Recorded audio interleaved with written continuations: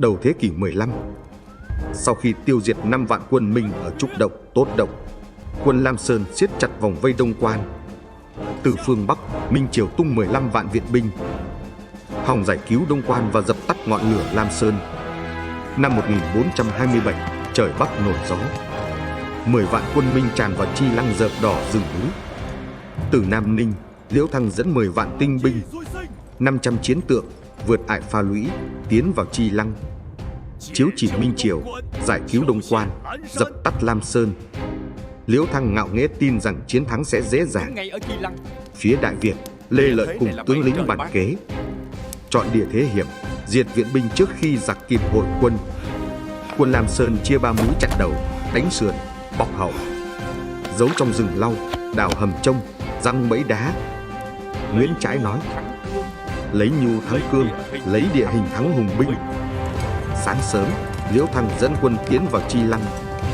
Hai bên núi khép chặt, sườn giăng như định mệnh. Liễu Thăng chưa biết rằng cạm bẫy tử thần đang dần khép lại. Chương thứ 2, bẫy tử thần Chi Lăng. Ngày 10 tháng 10 năm 1427, sương bàng phủ kín thung lũng Chi Lăng. Quân tiên phong Minh tràn vào ải. Bỗng đất núi, ngựa xa lầy, hàng ngũ rối loạn. Từ hai sườn núi, quân Lam Sơn đẩy đá xuống thung lũng, nghiền nát kỵ binh giặc. Cung nỏ Lam Sơn đồng loạt khai hỏa. Mưa tên phủ kín trời, chống trận dồn dập. Liễu Thăng hoảng loạn ra lệnh lui binh, nhưng đường rút đã bị chặn. Phía sau, lửa bốc cao. Phía trước, toàn bẫy trông. Giữa cơn hỗn chiến, Liễu Thăng trúng thương, ngã ngựa giữa đầm lầy Chi Lăng. Quân Đại Việt ập đến. Vị tướng ngạo mạn của Minh Triều tử trận. Liễu Thăng gục ngã như sét đánh giữa trời. Viện binh phương Bắc tan rã, tàn quân tháo chạy về Sơn Giang. Chương thứ 3, Lam Sơn tiến đánh pháo đài cuối cùng của giặc Minh.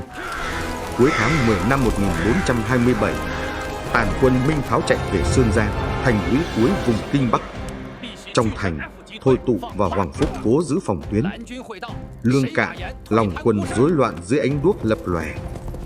Bên ngoài, Lê Sát chỉ huy 3 cánh Lam Sơn vây kín. Máy bắn đá, hắc yến, búa công thành chờ sẵn.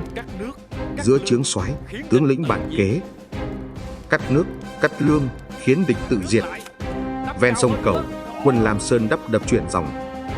Nước đổi hướng, khói bếp trong thành tắt dần. Đêm xuống, pháo lệnh vang dội, đá lửa rực trời.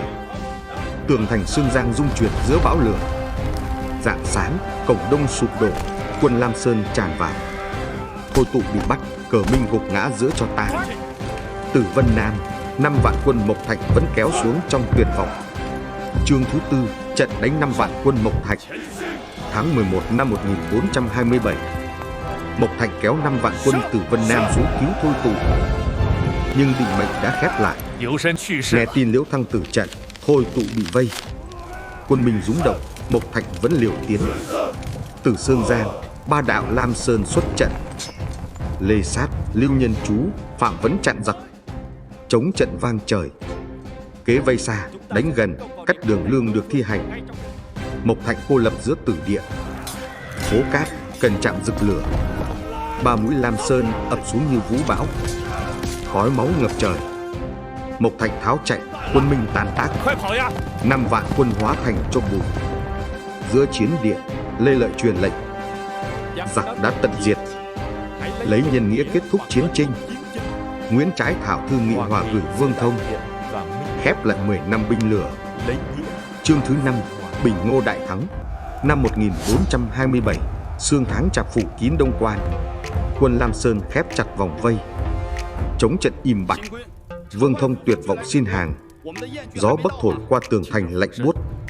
Giữa đêm đuốc sáng, nhà quân sư viết hịch hòa nghị. Lấy nhân nghĩa thắng hung tàn. Vương Thông cúi đầu rút quân. Áo giáp lặng lẽ qua cầu. Phía sau, cờ Đại Việt tung bay. Cửa thành mở. Lê Lợi dẫn nghĩa quân tiến vào. Tiếng reo hò cùng trống đồng vang dội. Trên điện Kinh Thiên, lời cáo vang vọng. Như nước Đại Việt ta từ trước, vốn xưng nền văn hiến đã lâu. Bình minh soi sáng Thăng Long, khói hương quyện sông Hồng. Một kỷ nguyên mới mở ra, Đại Việt muôn đời sáng mãi.